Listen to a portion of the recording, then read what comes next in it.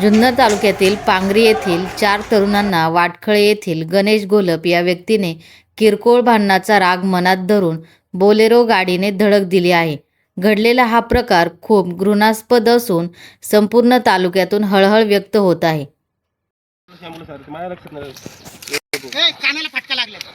उडवलंय हा, त्या वडिलांना ज्यांनी उडवलं, ज्या माणसाने कोणी उडवलं? गणेश गोलप बर, इथे सरकारी हॉस्पिटल मध्ये येऊन ह्यांना धमकी देतोय. काय म्हणतो मला? मग तो कायच्या टोपट नाही ज्याला लगेच निघून मी आतमध्ये येत पण मला एकच काम आली नको मला नको. पण नक्की काय झालं विषय? पण काय विषय आता एकच सेंट चालली होती, आता यांना माहिती परत सांगितलं. आता मी घरी होतो, मला काही माहिती नाही, मला आता कळालं म्हणून मी मागून आलो. त्याला आहे ना 2 तास माय कध्या 2 तास माय कध्या मी त्याला कशामुळे उडवलं तर विचारितो. मग पुढची कारवाई काय ते बघू आपण काय करायचं ते. त्याला माय 2 तास द्या, मग त्याला उचलून आपली तर मग मन शांत होईल. आणि ती गाडी कुठं लावली, गुलर होती ना ती गाडी कुठं लावली, तिचा शोध लगेच लावा ना. मी पिटून देतो स्वतः पिटितो मी इथं. उडून आलाय माझ्या बघायला पळून त्याला अक्कल नको का काही. रात्री पहिले मारले मारलेलं बघायला गाठच्या वादातून उडवले बघायला. रात्री याला मारलेलं चांगलं बघायचं का बरं? काय काय? हा तो मी याचा भाऊ, अजून एक त्याचा भाऊ होता. गाडी बघायची रात्री आमच्याची अंधार पडले होता, आमच्याची गाडी टाकायला लागला. म्हणतो गावात काय काम नाही, याच्या पोराला उडवलं. याचा भाऊ जो ड्रायव्हर होता ना पिकअप, तो मोटरसायकल पिशी आणायला गेली, त्याच्या दुकानात गेली का कुठं गेली ती पुन्हा आली, त्यांना पुढं काढले मग उडवले. याला सगळ्याला पोलिसांना लगे हाय आणि त्याला आहे ना माझ्या हातात पाहिजे मी पाहिजे त्याला. त्याचा त्यांनी प्रत्येक जणांना दादागिरी केलेली आहे. त्यांनी प्रत्येकाची दादागिरी त्याची चालू आहे.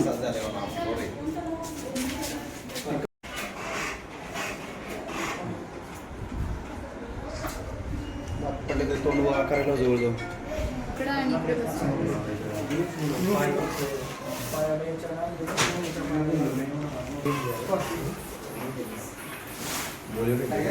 पाठीमागून येऊन त्यांनी गाडीने उडवलं. तुमची कोणती गाडी होती?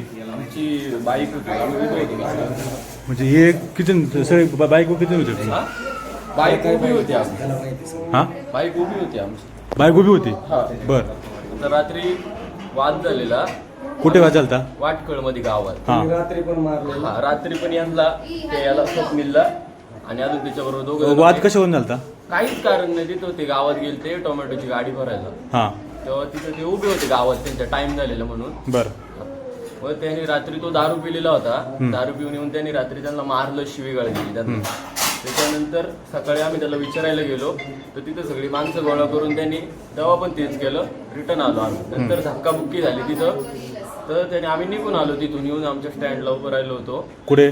पांगरीला. हा, तर त्यांनी तिथे येऊन बोलेरो त्याची गाडी आहे, तो चालवत होता स्वतः. त्याच्याबरोबर त्याचा भाचा आणि अजून एक जण होता. हा, त्यांनी येऊन आम्हाला 100च्या स्पीडला तरी उडवलं असेल. 100च्या स्पीडला? हा, आम्ही गाडीच्या आड होतो म्हणून गाडी सोबत आम्ही पडलो, मोरीत गेलो खाली. हा, तुम्ही कोण कोण होतं? साहिल, मी, स्वप्नील आणि पाथर. तुम्ही चौघण होते का? चौघांना उडवलं? चौघांना उडवलं. मग तुम्ही एका गाडी होती का? उभी होती तुम्ही? एका गाडीवर आम्ही दोघं जण बसलेले, दोघं जण आम्ही समोर उभे होतो. बोलणं चाललेलं तिकडूनच आलेलो आम्ही आणि उभे होतो असं. मग त्याच्या गाडीला काय झालं? काय काय झालं एवढं नाही बघितलं, तो निघून गेला. आम्ही खाली मोरीत आतमध्ये गेलेलो. मोरीत ते झाडं होती त्यामुळे वाचलो नाही, तर एकाचा पण जीव वाचला नव्हता. म्हणजे भांडणाच्या रागातून त्यांनी हे केलं? हा. अजून कोण? काय लिहायचं? हातपाय झाला? तुटला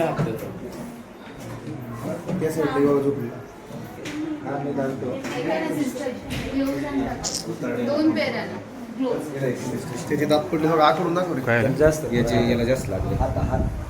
बाजू नाव काय रे? बोलतात ना, नाव सांग ना. स्वप्नील सुद्धा माहिती. स्वप्नील. आकडून दाखव. दात पडले ते, हात पण त्याचा हे झालेला.